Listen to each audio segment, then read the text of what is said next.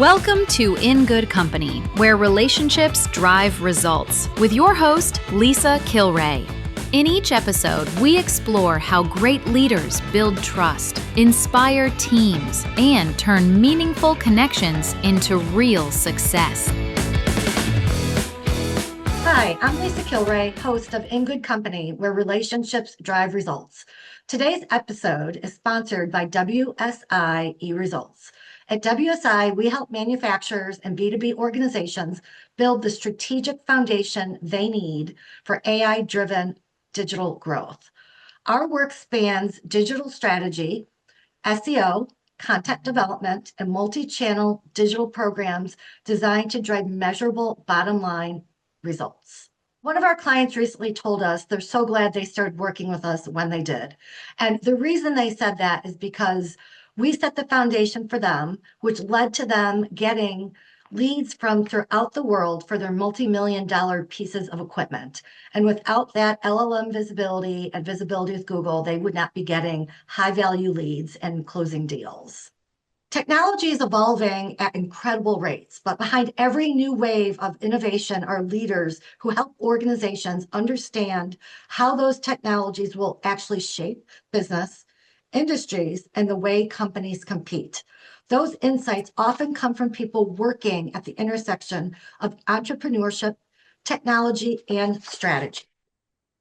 Today, I'm joined by Andrew Brooks. Andrew is a technology executive, serial entrepreneur, board member, and investor with a track record of building and scaling high-growth companies through acquisition.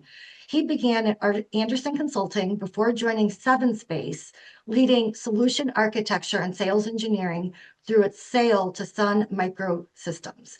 He later founded and served as COO of SMB Live, acquired by Reach Local, and SmartThings, acquired by Samsung, and was managing partner at Mural Advisors, leading strategy, product development, and partnerships. A Princeton chemistry grad, Andrew is also an elite endurance athlete, Ironman, and ultra marathon finisher, including the World Marathon Challenge. Wow, Andrew, I'm tired just listening to what you've done and what you apparently continue to do on a daily basis. Welcome to the show. Great to be here, Lisa. Thanks for having me. I always like to start with the person behind the title and the accomplishments, because there's a lot of them here. Your career has touched on several areas, including, like I had mentioned, technology, entrepreneurship, and innovation. Which of those kind of three big events in your professional life really, I'm sure they were all impactful and important to you and your life. Which one kind of sticks out that you'd like to touch on and kind of kick off the show? Sure. Well, I mean, I think ultimately the theme of entrepreneurship is one of creation, generally, and so it's a very emotional, spiritual, et cetera, journey, like any creation. If you're writing a book, if you're creating a play, if you're creating music, if you're creating a painting, and I think creating businesses is just another form of that creation. Certainly, in my background, being from assembling our own desks to selling our company to Samsung at SmartThings is one of the most meaningful career events for me, largely because it was so tangible and physical. A lot of technology entrepreneurs do a lot of digital work. It's a website. It's a system. And with SmartThings, it was very physical. It was sensors and devices in your home. You were controlling your locks and your lights and your thermostats. And so, my brother, who's a stonemason, said, "Hey, you finally actually did something real." And of course, what he means by that is tangible and physical. Right. To this day, walking into a store and seeing SmartThings in a store, walking into somebody's house and seeing them use SmartThings to control their TV. It's a very physical and tangible experience, and that act of creation was super rewarding. Knowing that billions of devices now across the globe have that technology on it, and it's impacting lives. Yep, that's impressive. So, I mean, you came out of Princeton as a chemistry grad. You started at Anderson Consulting. How did your professional journey first lead you into the world of technology and emerging innovation? Well, so the reason I'm not a chemist is my senior thesis was using sulfur compounds, so I always smelled like rotten eggs my entire senior year. So I decided that wasn't for me. This is the late '90s. Obviously, the internet is just becoming kind of real. People are moving and creating websites, and so I wanted to just get saturated in what was happening from a technology standpoint. Anderson Consulting was a great place to do that, because they have, such a program to, to cultivate individuals through, through different clients, through different programs. They do a lot of management training. Fortunately, one of my partners that I was working with said, "Hey, I'm going to go start a company." And this is, everybody's starting companies in the late '90s. So I said, I'm interested. I'll jump in. At that time I was working more as a classic engineer, instrumenting databases and applications for monitoring and management. I started going on sales calls, complained to my wife that the salespeople were making more money than I was, so which she said, well, maybe you should become a salesperson. So decided to become a salesperson, did that for a while. So I was able to touch a lot of the different roles, selling, operations, engineering, and that kind of probably gave me enough of an appetite to say, hey, I can do this, I can do this myself. And so 2005 was I left Sun Microsystems where we had sold Seven Space to, and really started on a journey building technology companies over the last now 20 plus years. So it's been quite a journey, but that's kind of what set the appetite. So I mean, that's amazing. That's an amazing story and transition from Princeton chemistry sulfur smelling student Yeah, to to for sure. getting your company acquired by Sun Microsystems. So was there a moment in your career when you realized technology would play a central role in the work you wanted to do? I think it's, I understand it. It's funny. Some of my colleagues would say I'm a little bit more of a laggard of technology adoption. I've got a slightly older iPhone than most people would expect. Oh, Um, that's but surprising. it's I suppose I'm one of the, yeah, a child of the '70s where you don't throw something away when it's not working. But Yeah. I was fortunate enough to see, such a transition. My dad bought a, Tandy 4K computer back in the earliest '80s. We would receive physical documents in the mail that had code on them that you could manually key into the system and play a silly little text-based game. And so I've been fortunate enough to just be on this, this journey of technology and seeing such a pace of change.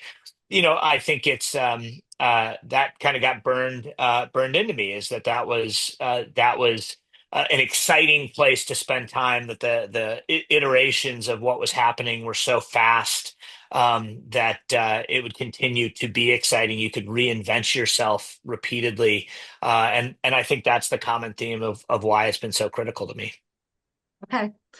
So from your perspective, what are the most important shifts happening now in AI? I was going to say, well, one would have to say AI, Right. right now for sure.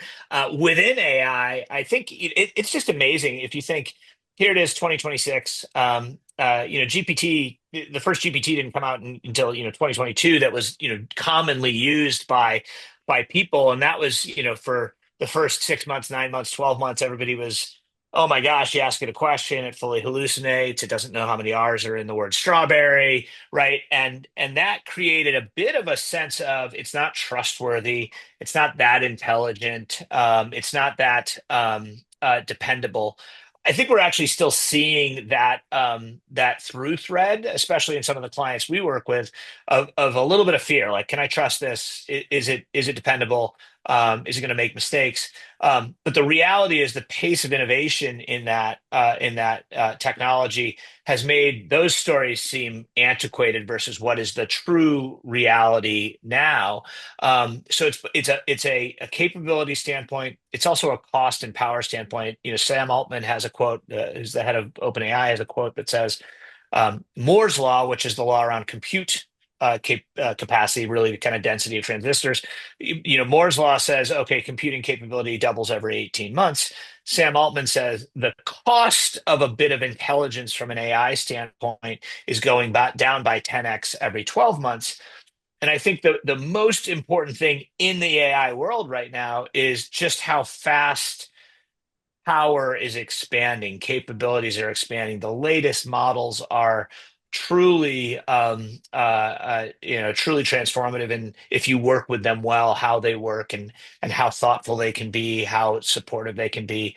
So I would say, if you look at AI as obviously this massive transformation, it's we as humans are linear thinkers. We take what we've experienced over the last 6 months and we tend to project it out in a linear way. That's not what's happening. It's a logarithmic change that's happening, and we as humans again struggle to really view, well, what is going to be the case in 6 months or 9 months or 18 months, and I don't see that as like a doomsday. Of course, people are like, oh, we're all going to lose our job. That's just not true. People are going to shift and change, but what we're going to be able to do and the speed with which we're going to be able to do it is super interesting.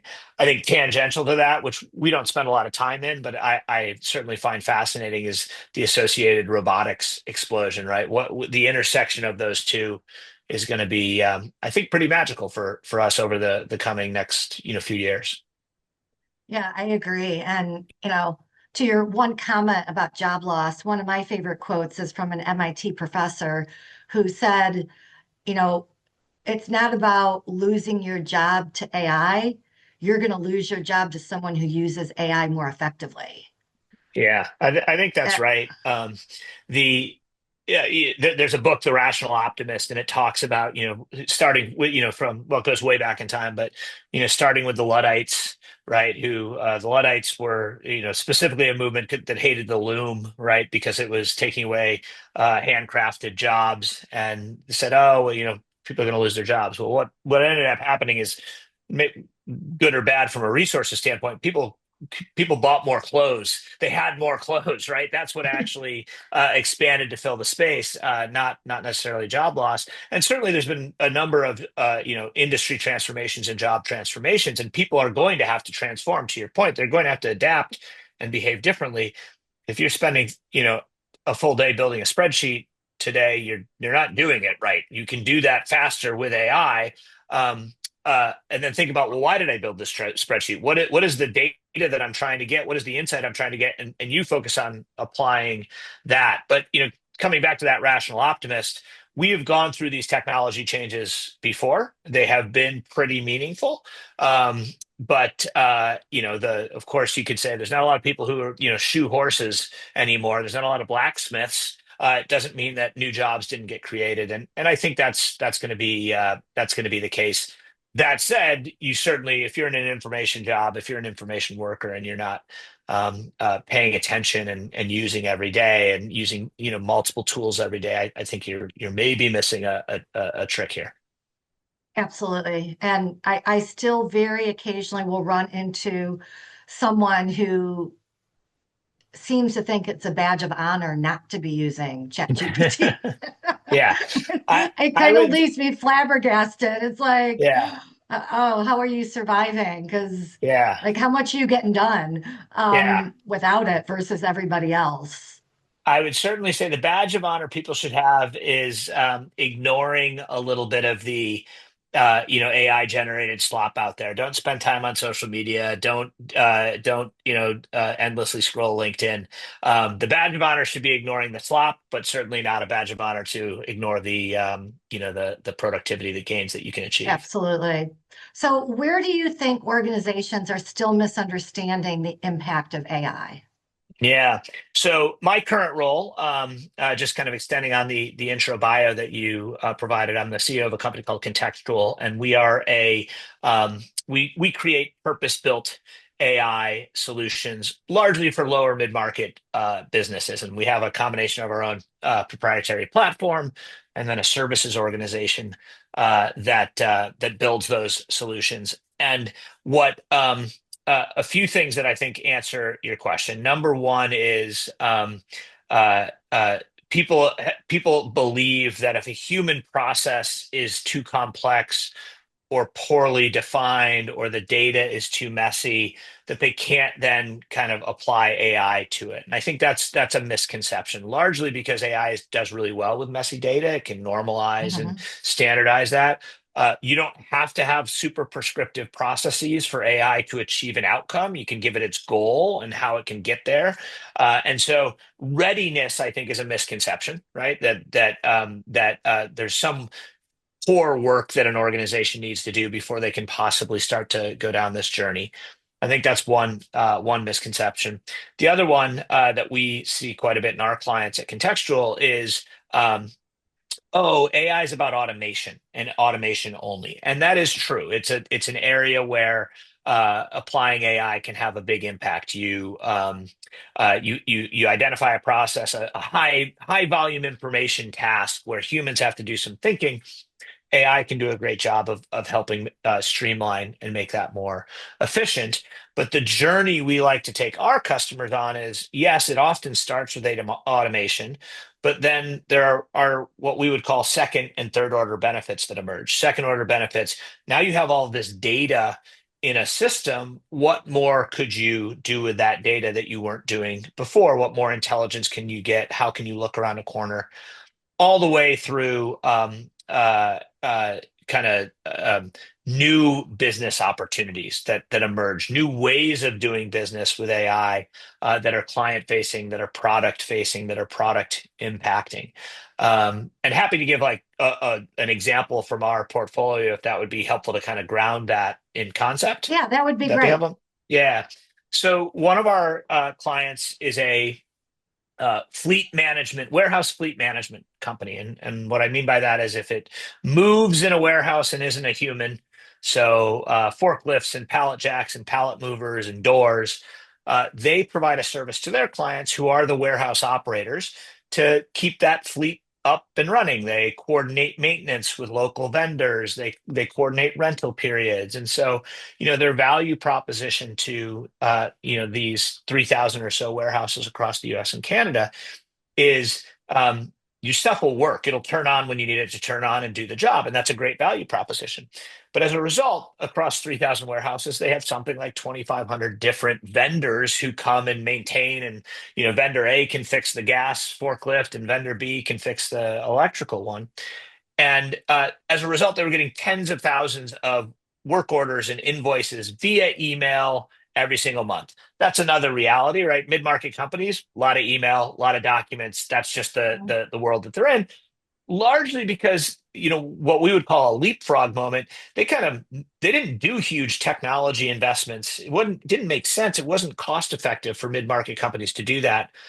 And we would say similar to Africa skipping landlines and going straight to mobile devices, they have this leapfrog opportunity to adopt AI in a different way.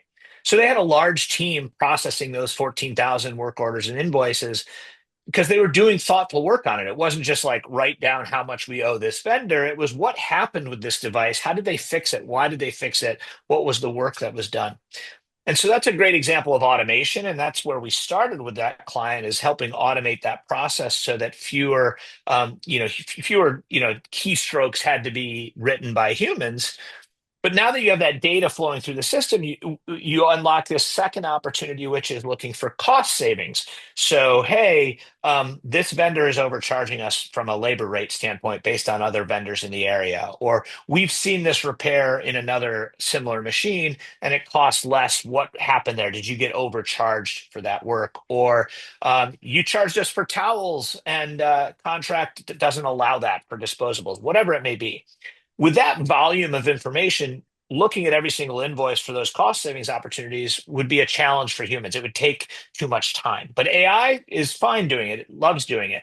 And so they were able to move from this automation, which again, critical, great efficiency, ROI generating, EBITDA impacting, therefore enterprise value impacting, and then add on some of these additional cost savings capabilities that when they go to their clients, they can now say, hey, not only do we do a great job making sure that forklift is running, our service pays for itself because we will find you these cost savings. So that's a benefit that they wouldn't have necessarily had if they just focused on automation. And of course, as you move through that value chain that I described, from automation to using your data more powerfully to potentially new ways of business, you can logically think, oh gosh, they know more about managing forklifts than anybody else does. Should they sit in a procurement function, helping decide what the fleet looks like and start to have different service offerings? And so that journey, that start with automation, but don't stop with automation and I think is a shift that people are going through in their brains. That's an awesome example of the value. And it kind of ties into this next question I was thinking about. How do you see AI shaping the way companies operate over the next decade? Yeah. So again, a decade feels like an eternity to me right A now in this century. space. Yeah, Yeah. exactly. It feels like a century. I think a few things. So we operate in the private equity space. Certainly, our belief is that private equity backed companies or private equity companies in their evaluation of potential acquisitions, they're going to be looking for moats within an organization that can be enhanced with AI. So it's going to change how they think about their acquisition portfolio. And I think businesses generally should be thinking about that. Not is AI going to take away all my employees and just save that money? That's missing the opportunity. It's a what is your moat? If your moat is customer relationships, because your head of sales happens to know the birthdays of every single company customer, replacing that with AI, having an AI reach out and say happy birthday, child, is not going to do your job. AI can help deepen that personalization. It can make them more effective and immediate in their activity. So moats around customer relationships, moats around supply chains, moats around vendor optimization, and certainly moats around data generally are going to be where AI can enrich, enhance, and deepen that capability. There's not going to be differentiation in software at its core because that's table stakes. Everybody's aware now. They've heard all the stories. Oh, I can just go to Claude Code and tell it to build me a new system, and it'll build it overnight. uh, you know, I would question if that's deeply true, if that's more surface, but I don't know that it's not going to be true in 9 months or 18 months. But I Right. do know that the data of a company is not, you can't just fabricate that with AI. How you defend and grow against that is going to be absolutely critical. I hope that AI would eliminate a lot of tedious jobs, manually keying in data, squinting at documents. I think that will go away, and people's brains will be freed to do kind of more creative work. I think that would be the aspirational view as well. So, use AI to deepen a moat that you have that makes you special. Look at AI certainly for automation, but ultimately, think about AI as true business transformation, not just efficiency. Right. I completely agree with that. So you've worked closely with technology ventures and innovative companies.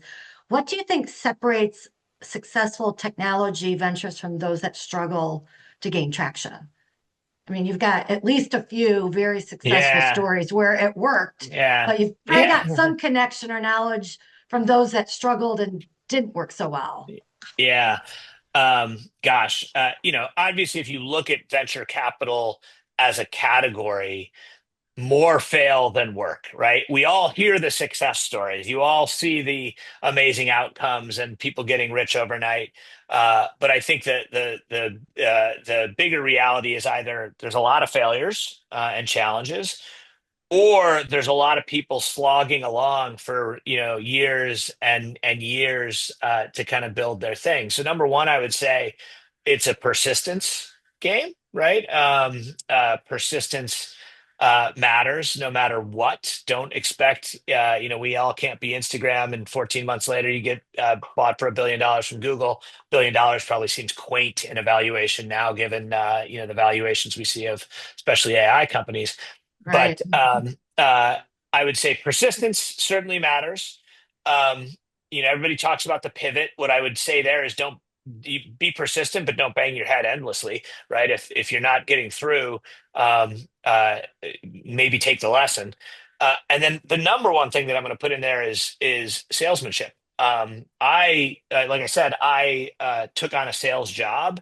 I encourage everyone to at some point be in a sales job in their life. I think if you can sell, um, you can explain what you do, you can explain how you do it, you can explain why you're the trustworthy person to do it.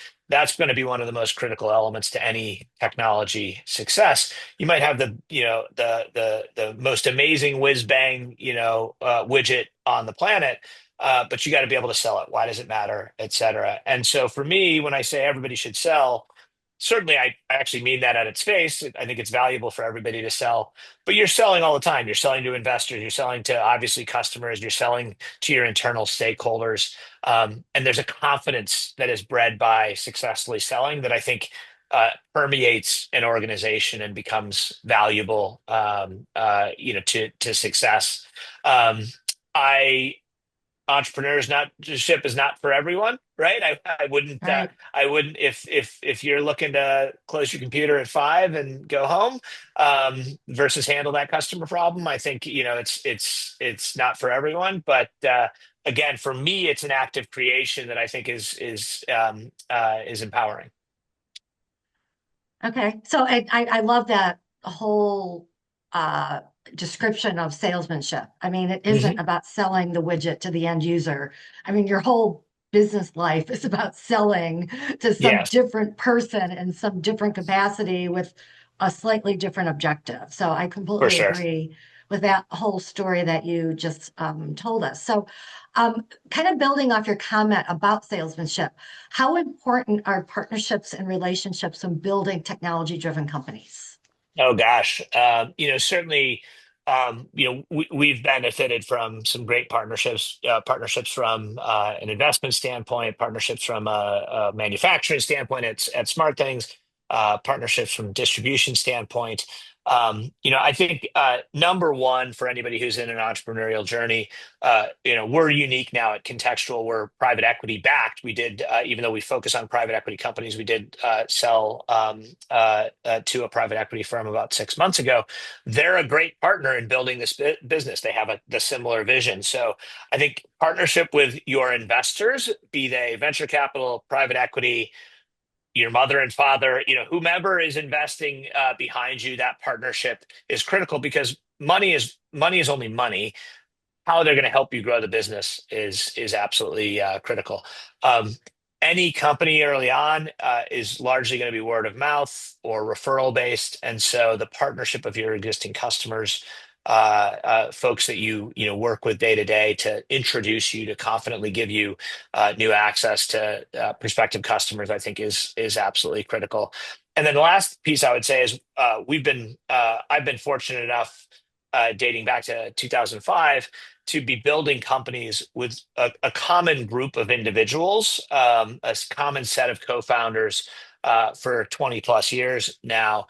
And so partnership with your coworkers, I think is absolutely critical. Is n- confidence that so and so is going to do their job, that you're going to do your job, knowledge of who does what. When does a decision need to be a group decision versus when can you trust your colleague to make that? I think that partnership is perhaps the most foundational of all of this. Okay, that's interesting. And I mean that you've continued these relationships for many years and it's kind of segued into new opportunities. So that kind of takes me to my next question. So obviously one of the themes of the show is the role relationships play in business success.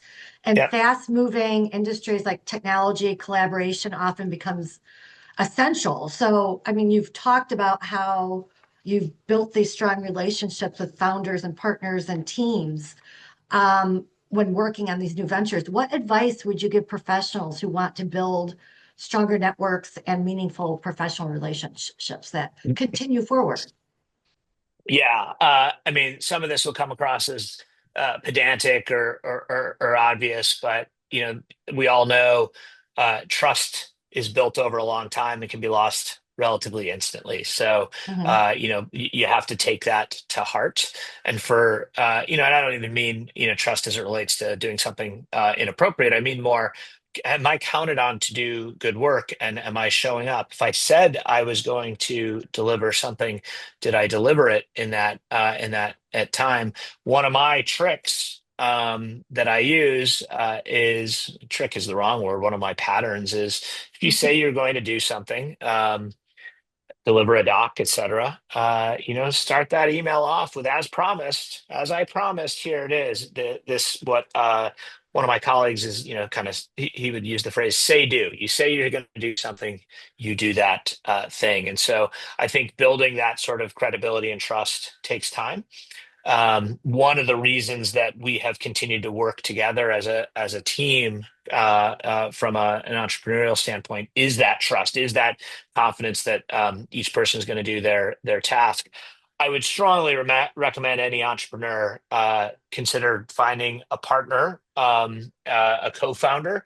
It's a lonely place, and so having that co-founder can make a big difference. That relationship with that co-founder is where you're going to be able to laugh, cry, celebrate the wins, pick yourself up and dust yourself off from the losses. But I wouldn't do it lightly. And I would also reflect on what does this mean for my relationship with this person outside of this? So while all of my co-founders and I have become close friends over 20 plus years, I wouldn't just grab your best friend and say, "Hey, we're going to go start something." Recognize that that might bleed over into your friendship in a way that you don't want to.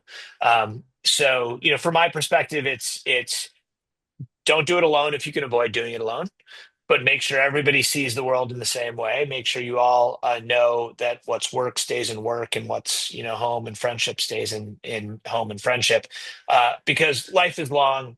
You can fail. You can pick yourself up. You can start again. It's not worth ruining the core relationships in your life for a technology business. There'll be another technology business you can create. Absolutely. Yep. And I agree with you. I mean, it is a lonely spot being at the top, whether it's a startup venture or an existing company or, a different type of organization. So Yeah, it's important to pick those partners that can last over time I think and not impact. that's right. And you can see that. You can look at people's history, right? Have